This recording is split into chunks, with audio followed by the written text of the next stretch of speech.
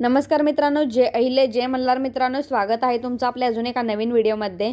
तर मित्रांनो, राहुल गांधी यांच्यानंतर राज ठाकरे यांनी सुद्धा मत चोरीचा आरोप केला आहे।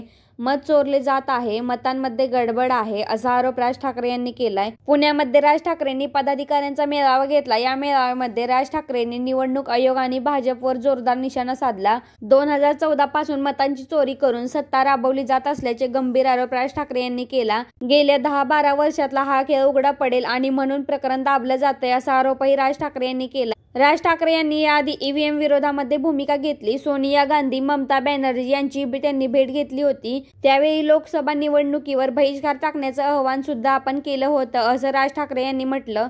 तसेच राहुल गांधींनी वोट चोरीचे आरोप केल्यानंतर देशभरात वातावरण तापलं आहे। बिहार निवडणुकीत विरोधी पक्षांनी हा मुद्दा उचलून धरलाय। आता राज ठाकरे यांनी सुद्धा सत्ताधाऱ्यांवर वोट चोरीचा आरोप केला आहे। तर मित्रांनो, अशाच नवीन अपडेट पाहण्यासाठी आपल्या चॅनलला सबस्क्राइब करा। व्हिडिओ आवडला असेल तर लाईक शेअर करा। धन्यवाद। जय अहिल्या जय मल्हार।